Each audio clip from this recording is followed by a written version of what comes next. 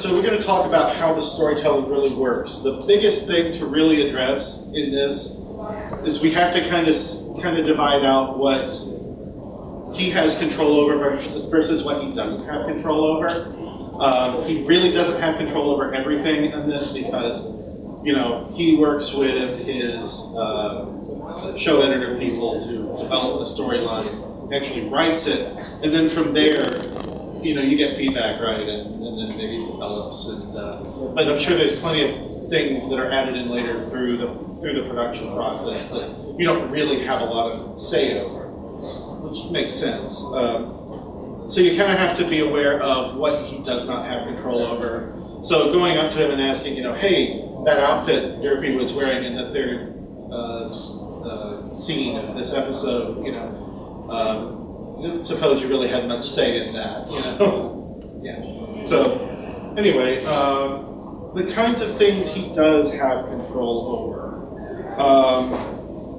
The dialogue, what the characters actually say, which you can actually get a lot of really interesting things out of just looking at the dialogue. Of course, they have to be consistent from episode to episode, so he has to kind of match the style that's gone through up to that point, and keep that so that the momentum continues. You can't write harsh, different, jangly kind of dialogue, kind of thing. Character development. I'm going to talk about that a little more in depth. I think there's kind of an editorial prerogative to do character development through the series. It's a huge series. But how he does it, we'll talk about the specifics of that here. Show how the characters have depth and realism. And some of the plot structure, again, the big thing to really recognize, TV production is a partnership of a lot of different people doing their roles in the show. So again, he does his role, and it can be subject to others going in and making it their own. So I did the best I could to do my best guess as to some of the things you had, some of you did. I'll help you. And you can tell me when I was dead wrong. Everything good, I did. Well, yeah. The bad parts was Stuff you don't like, that was Jim Miller. So I have a list of episodes here that you can sort of barely read. He had a lot of big impact. He wrote a lot of the really key episodes of season 1. Biggest impact, and I actually did the math, over 25% of season 2. Over 25. Wow. That's a lot. If you actually count individual episodes, including two-parters as 2 episodes, as of today, with season 4 not yet out, he has written the most.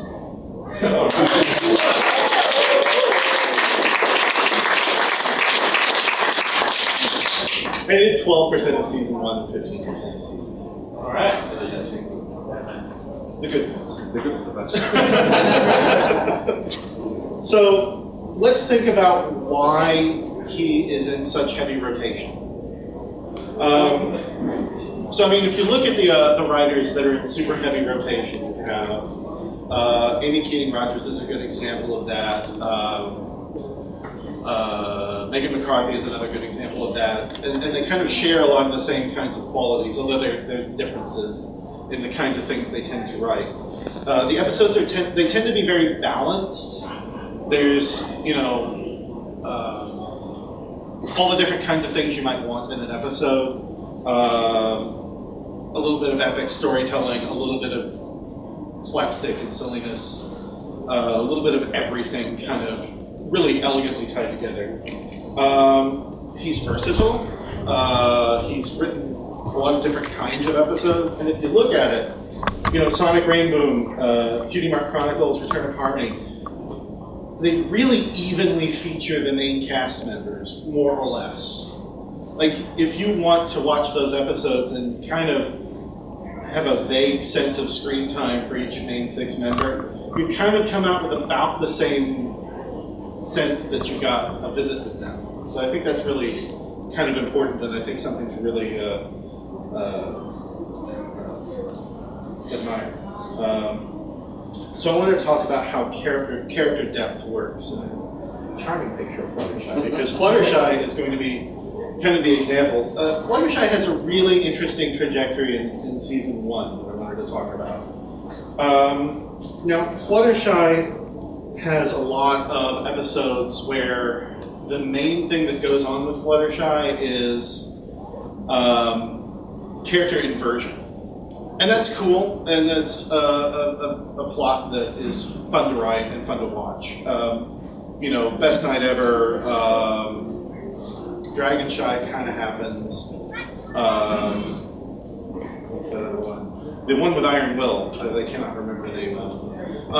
It's basically, Fluttershy is established as shy and quiet. All of a sudden, let's make her mean and vicious. It's a fun plot, but that's not really what we're talking about when we're talking about creating character depth. Now, for character depth, what I saw, it really starts in Swarm of the Century. There was a moment I was watching that in review for the panel. At the very beginning of the episode, she finds the first parasite and crushes the apple with her hoof. And it's like, wow, that's a moment where she kind of gets her hooves dirty to get the job done, and that seemed kind of interesting to me, that little moment. Did you come up with that, by the way? Or? Yeah, it was years ago, so it's hard to remember. Yeah, I do remember. Yeah, because that kind of seemed weird, like it's this little... It's supposed to be a dread thing, creating some dread for what's to come. Yeah, and I think that works, because it's kind of a little... I didn't want to say violent, but it kind of has a bit of a striking impact to it. Like, she's really more than just somebody who's gonna pick the daisies. She's gonna, let's mush this thing up and get this thing fed. So she's willing to get her hands dirty, and you go from there to the next episode that he wrote for season 1, which is Sonic Rainbow. Yes. We have an opportunity to ask you questions. We will Yes. at the end of the panel. And the episode was Putting Your Hook Down. Yes, thank you. So Sonic Rainbow, it's a big fan favorite episode because it really develops the backstory behind Rainbow Dash and Fluttershy. It kind of sketches it out. There's the introduction of the Cloudsdale environment, and it starts to introduce some of the kind of character conflict for Fluttershy, where the infamous Yay scene kind of introduces that she has a shyness problem. And by the end, she kind of emotionally overcomes it by just being very enthusiastic and proud of the car.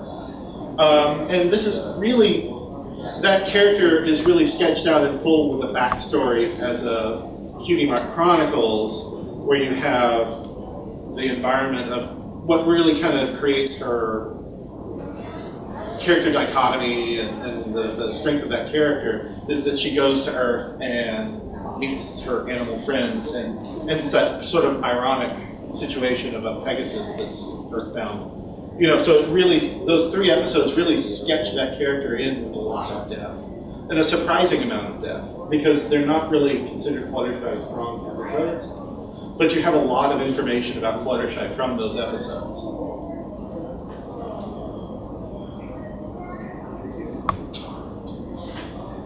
So, let me see here. I wanted to talk a little bit about references to other films too, because I think that's something that he does that's kind of interesting. Now with Swarm of the Century, again we're talking a little more about season 1. People tend to think of the Paris Brights as the trouble with Tribbles, but I read an interview, and that's not what he wrote. That's their reference to Joe Dante's Gremlins. And if you watch it, it makes perfect sense. Think about, have any of you seen The Trouble with Tribbles from Star Trek? I still have. Yeah. Honestly. Yeah. Well, it's a decent episode, but if you see it, the Tribbles are just kind of a MacGuffin. And they're an excuse for everybody to be mad at each other, and at the end of the episode, they all pretty much die. And that's not really what happens in Swarm of the Century if you kind of do a parallel. In Gremlins, it's a story about creatures being taken into the wrong environment and causing an incredible amount of active destruction.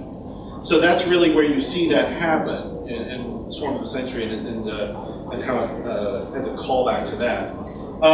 This one was a little bit of an iffy sort of connection that I made, and I'm not sure the next episode that I'm going to talk about. The plot of Cutie Chronicles reminds me an awful lot of Kurosawa's Rashomon.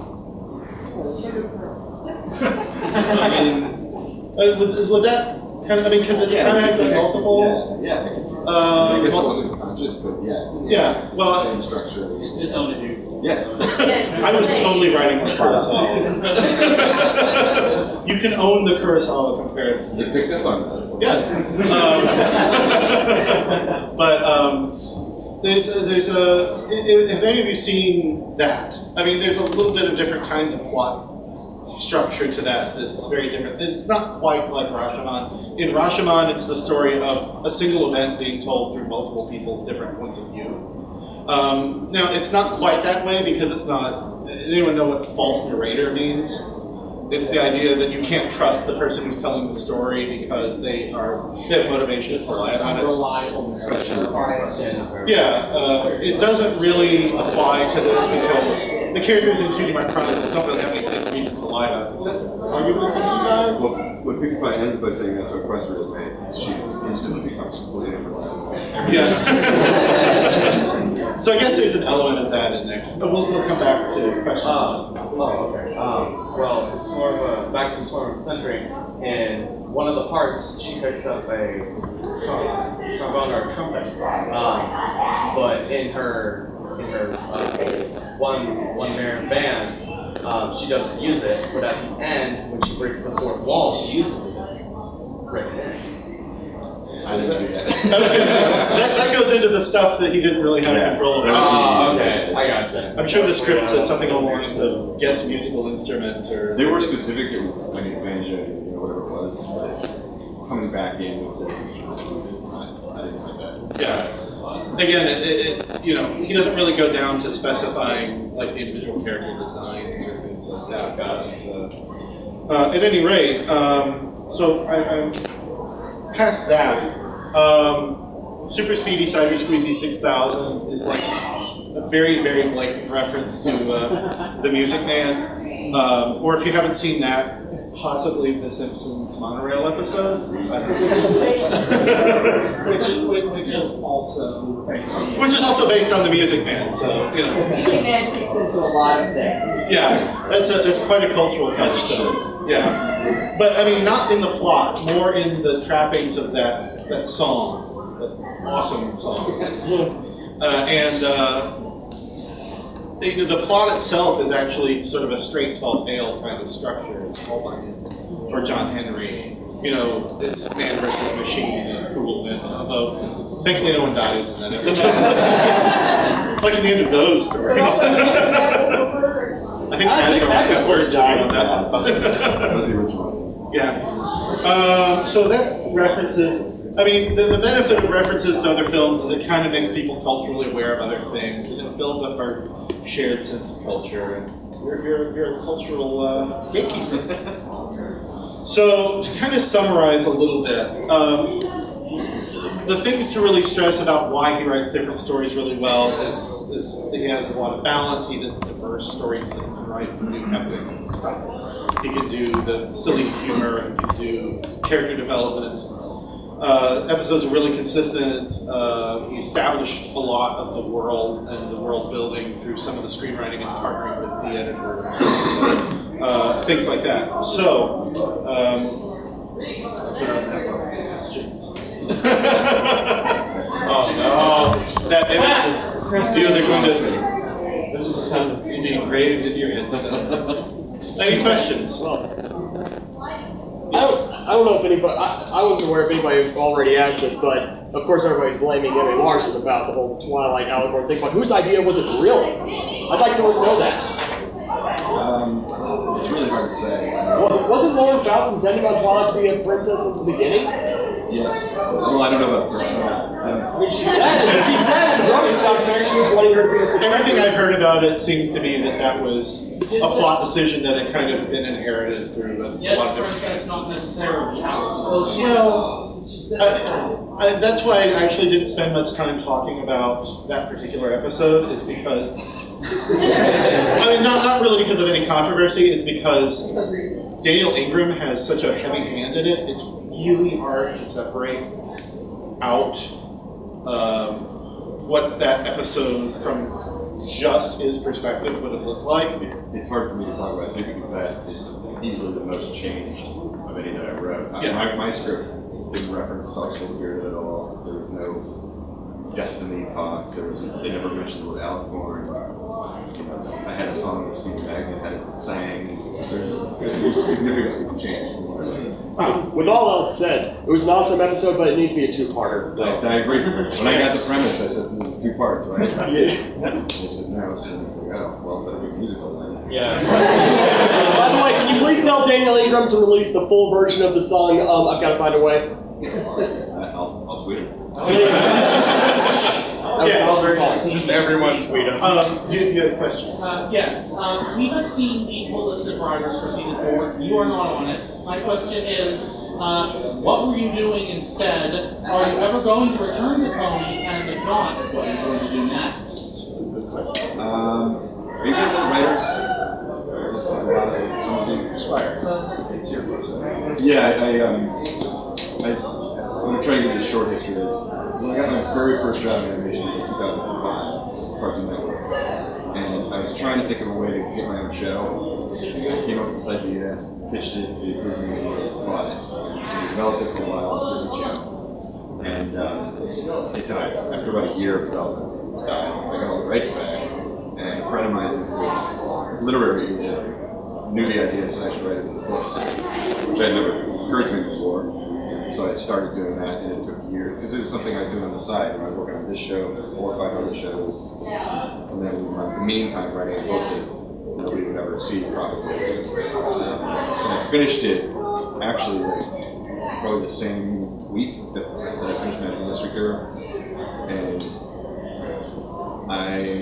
like everything happened at once. That I sold the book to Penguin and published it next fall. I got Reese Witherspoon attached. She's going to produce it. She's going to be in the final role in the movie. Then I sold the movie rights. So I've been adapting my own book and rewriting my book for the last 2 years. I think that's really all I've been doing. I've written, the book is going to end up being probably about 300 pages. And I calculated the other day, I've written over 1,700 pages just to get to that 300. Because it keeps, aging it up, making it more like Harry Potter age, as opposed to Disney Channel. And then writing the screenplay adaptation just took all my time. I kept saying to Megan all through season 4, I'm going to do it, I'm going to do it. As soon as I get a break, I'm going to do it. Then the next thing I knew, season 4 was done. And I just didn't have time to do it. So that's what I've been doing for 2 years, writing this exact same story over and over. And it comes out next fall. I'm working on the movie now that'll be later than that. So it's 2 years in development. And just to give you get a time frame sense, is it okay to say when you finished Mythical Creatures here? Yeah, it was November of 2011. Wow. So it was a year and 3 months before it aired. Crazy. Wow. Yeah. I started getting all these tweets when this picture came out. And I was like, oh, that's right. Because that hasn't aired yet. For those who aren't really familiar, they're very sworn to secrecy during the production phase. Until Hasbro starts throwing everything out. Yeah, which they put on Facebook, and then the world kind of weird. It's really frustrating because this is obviously if you watch the episode without knowing anything, this is a pretty big deal. And this is the image they put out a month in advance. So thanks. There's the big, end. Yes.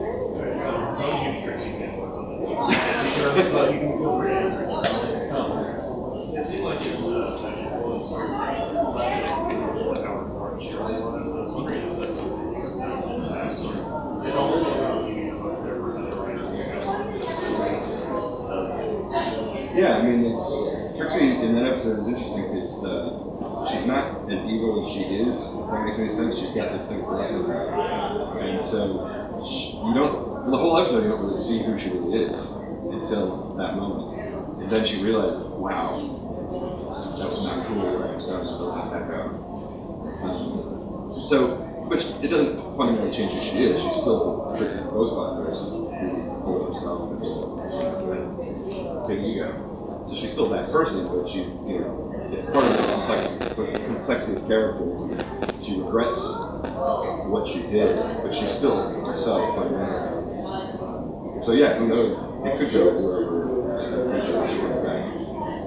I've seen it like in other writers and their media too. They don't tend to like step on characters for like future possibilities. So.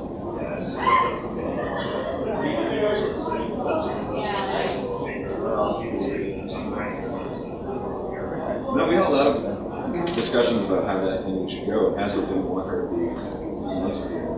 But Megan and I both liked it, and it made sense because she wasn't really who she was in the episode. And they said, okay, do that. I just wanted to ask about I'm happy you guys got answer a question I wrote about being a writer's block and stuff like that.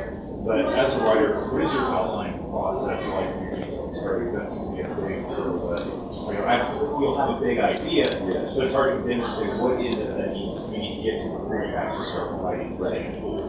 Everybody's different. I had a writing partner when I was in New York, and this guy had been forever. And we both were like, never outlining. We're just gonna like let it go, see what happens. We're gonna write, go to the end. And I don't know when it happened, but somewhere along the line, I went the entire opposite way. I'm like a heavy outliner. I gotta get every beat figured out. So the outline of this book took like a year.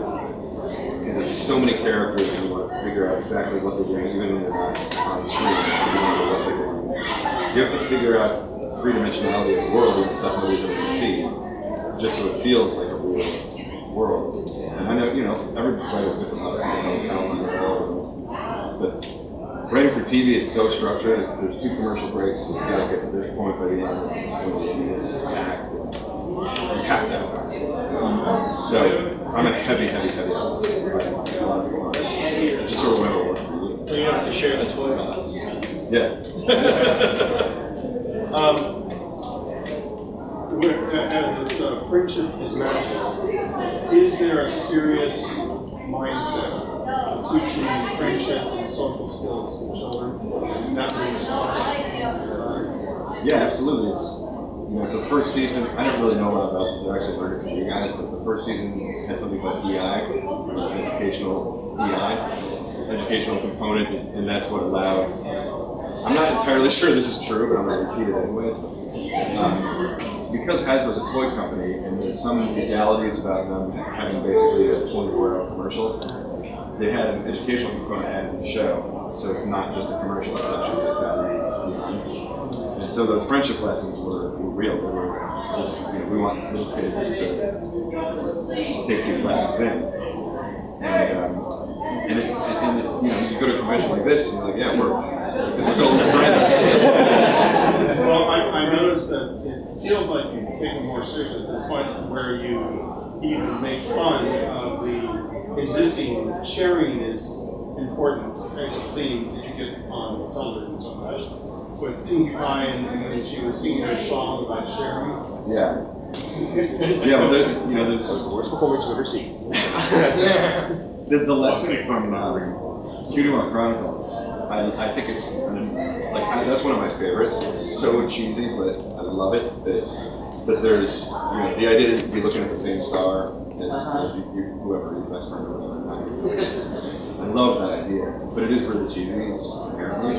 So then you just have to make a joke out of it afterwards. There is a way to like undercut the incredible cheesiness of some of the lessons. In the back, the blue hat. Chicago. When you wrote Lunar Eclipse, correct? Yeah.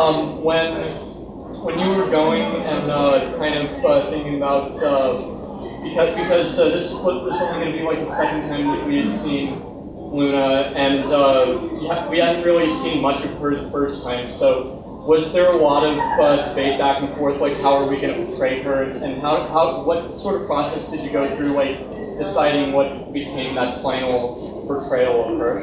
Yeah, there was a lot of, you know, I got that premise, because we're assigned premises. You know, I'm told via email you're doing the Luna episode. Okay, cool. So I go back and watch her first appearance so I can understand her character. and she's in it for like 20 seconds. Awesome. I'm so sorry. She said nothing. So we quite literally, it's like she hadn't been in the show before. In the first draft, I wrote an entire drafting script. Lauren had this idea to base Luna on, you guys watch Parks and Recreation? Yeah. There's a character played by Aubrey Plaza. I can't remember the character's name. But I'd never seen that show either, so I went home and watched all these Parks and Recreations. She's similar to the one that aired, except she doesn't have all the anachronistic, the royal, that stuff. She's still sort of, I always thought of her as like a prisoner who's been in for 20 years and gets out and doesn't know what cell phone is. Yeah. Yeah, so she's still living 500 years. Is it 1,000? 1,000. How do you guys know that? She's still living 1,000 years ago, and that's why she's doing all these things like the royal, The royal void. the voice, all that stuff is from when she went in to prison. She doesn't know what normal Right. is. And then it was just such a natural way to mix her with Twilight, because Twilight did the exact same thing with the pilot of the whole show. Yeah. So she's going to be the guide to Luna and reintroduce her to society. So there's a whole draft where she's more like the character from Parks and Recreation, and then we switched it and gave her all the Camelot voice and stuff. So that one was usually from outline to TV. There's not a whole lot of changes. That one changed quite a bit in the process of figuring out who she was.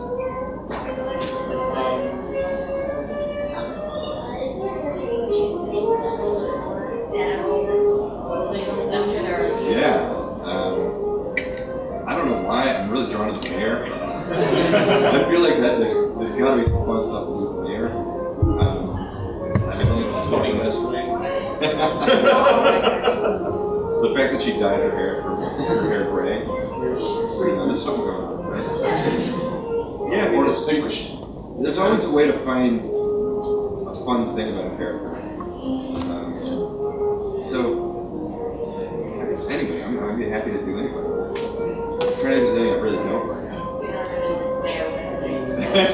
Well, if you do that in season 5, a little bit of circle. I should actually add, the guy just held up the vinyl scratch thing. You gotta do more vinyl. We don't have, the writers have absolutely nothing to do with characters that don't speak. Vinyl Scratch is entirely fan created, Derby is fan created, Lyra Bonma are fan created. And my script is, We'll just implement them. yeah, my script will say background Pony 1. So they'll put in whoever they want. So you guys started to notice those two together all the time. Lyra Bonma. Yeah. That is entirely fan generated, which I love. It gives the show a whole nother layer of custom. We don't have anything to do. And, So people are like, would you do a Vinyl Scratch episode? And I'm like, well, you mean Background Pony 3? She's not a character to me, but she is to you guys. So I love that. I think that's cool. on script, Pony 1 says, I got poo-poos in my bag. Yeah, a couple more here. Okay, yeah, you've had your hand up for a while, I'm sorry. I noticed in season 3, like all of the episodes up to the final one, there was almost a complete absence of dirt. And the final one, she had so many spots. She had lines in my script. What? She said it was good. Wow. She said mother. It was a scene where they were all like, Twilight was up there, gives her Pride of the Yankees speech. Kind of cut around the crowd and you see various ponies and she just goes, and everyone's cheering, she's going, I just wanted to know what the reasoning was for like no derby sightings for the whole season and then all in the last one. I'm speculating, but there was a little controversy when she first spoke, so maybe you got a little gun shy with that. And It seems to be the consensus on that. I really don't know. She's a background character. It's like, that's the first time I've ever worked with her before. Any background character is first thing about it. There's a little girl with her hand up. Yeah, I was gonna get to her I'll next. take up with me. My friend wasn't able to come here. He wants to know in season 4 if Grace will come out.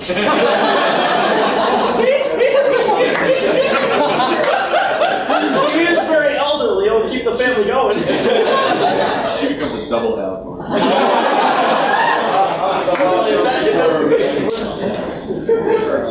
It's like 2 weeks now. 2 weeks and 2 hours. Is Nightmare Moon coming back? I can't answer that. Well,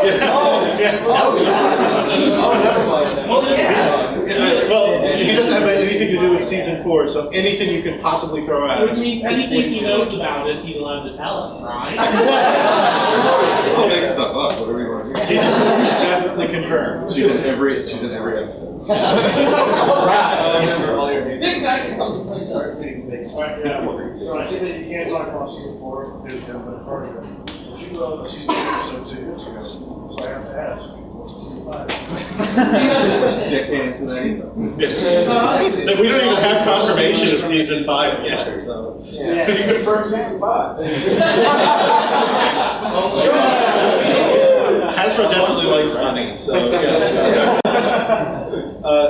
Back there. Say you get to do another episode in the future. If you could do an episode based off of one mythological creature, what would you do? Ooh. I try to, because that was a big woman, that's a big thing for her, and I love that, and I wanted to keep that as much as possible. I had a real Pandora's Box theme going in Magical Mystery Cure that sort of got taken out, that I really liked. Oh, yeah. So, that's the book. Yeah, it wasn't a book either. Really? But, what did you guys mythological creatures. Oh, it's hard because so many of them are so nasty. Yeah. Like a Medusa would be cool, but she's so nasty. Technically, was it cockatrice? Yeah. Cockatrice. Yeah. Technically, cockatrice would pretty much resemble Medusa because whenever it was looking at something like that, they try to stop. Right. Same thing. Yeah. It's so hard to pick one because so many have already been resembled, like Hydra, Cerberus. I'd like to go Norse, get some Norse stuff. That's my heritage. It's like Norwegian. Okay, my two is Viking Caribou. I saw that. Viking Caribou. With the red hair.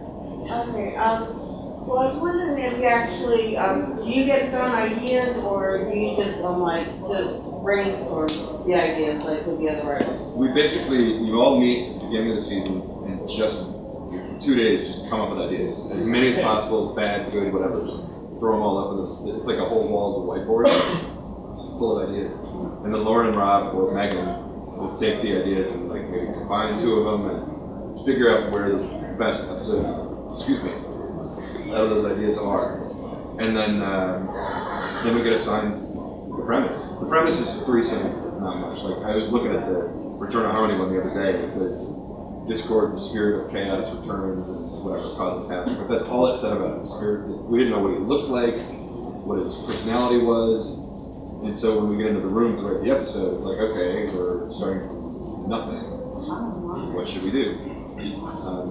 So we all come up with the ideas at the beginning, and actually at the end of season 2, they kind of ran out, so they asked us for more. So Ponyville Confidential was my premise. That's the only one where I submitted it and they gave it to me. The others, like, it's hard to say who came up with what, because it all gets just mixed together. In the back. You.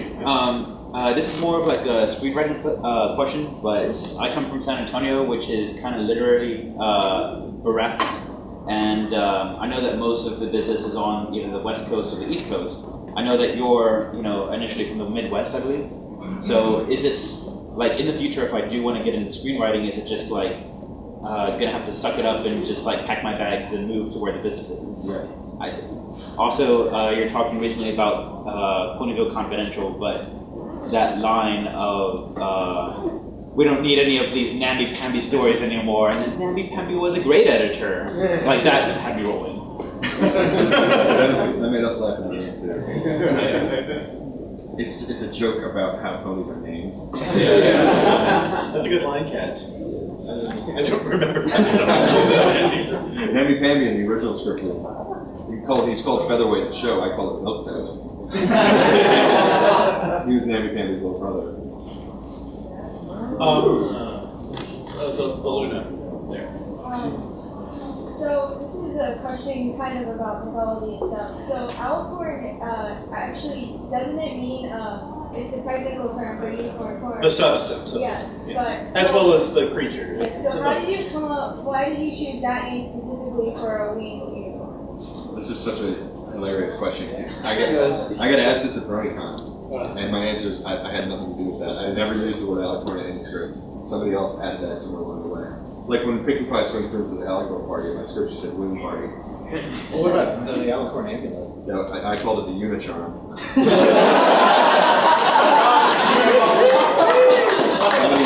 Somebody changed that, and then they told me at this BronyCon panel that if you go on Wikipedia, like I'm under the entry for alicorn. I never did do it. I never used that word. Somebody else added that. Any of you are Wikipedia editors, you could go fix that. Anybody can be a Lauren called it something else, so Hecacorn or something, I can't remember. I kind of wonder if they picked it up from the fandom. Maybe. Yeah, because I didn't hear it at all during any of the seasons when the princesses were introduced. Well, I remember it was kind of a big deal when I remember reading some of the coverage when Magic Duel came out. It's like, oh wow, the word alicorn is now a show official word. It's now canon. Yeah. And I got a lot of credit for that, and I'm like, I didn't do it. You just wrote it. You I just didn't use the word. Yeah. Your book, Screenwriting, can you give us any information on that? Or Yeah, it's what is the story? so it takes place in like a Grimm's fairy tale world, which is sort of cliche, but it's a different version than everything else. It's I'm a giant Harry Potter fan, and I really wanted to do a three-dimensional world like that. And the basic idea is it's about a training academy, like a military-style training academy, where these girls go to train to become princesses, so they can battle witches. And it's like, Sounds like fun. that'd be cool. Do it! Yeah. But it's I've already sold like as a series, and there's going to be more coming. And I really wanted it, because I went to school at the University of Miami, and there's this area on campus called the Pit where Jim Morrison from the Doors used to hang out, and everybody thought it was the coolest place. I wanted that vibe, like they're at this academy, and oh, that's where Cinderella used to stay when she went here. You know, it's like they're in that world with all the Grimm's fairy tale people you've heard of. Yeah, it's got some Wicked in it, but it's dark and it's not parody. You know, it's like it's more like Harry Potter than a Disney Channel thing. So these Witherspoon auctions Yeah. Right. She's producing it, and she's going to be the fairy drill sergeant. That's amazing. Anything like Jordan Monster. What's that? Jordan Monster. It's really big, buff, plus the Fairly out there. big, huge wand. Like just Probably. I mean, Basically Arnold Schwarzenegger. Yeah. Well, she's like this. I don't know if Kefka Floyd is here to do his panel yet, because we're kind of getting close to his time. We'll do one more, is that okay? Yeah, fine. Okay, yes. We're going around a little plushie. I don't know if it was made by Hasbro or not, but it was an outboard guy. Yes. I'm familiar with the. She had nothing to do with. We had nothing to do with Don't worry about Chinese movie. I'll say this because I don't. I love your tweet on that. That was hilarious. I'll just say this: I don't frequent a lot of the sites, but when I do, you cannot believe the things you read there. I have seen so many completely wrong things presented as fact. And people are saying, well, Lauren felt this in this room. I'm like, I was in that room. That's not true. She wasn't even in there. So take everything you read on these forums with a grain of salt. Go to the next con that he's going to, and you can ask him. Yeah.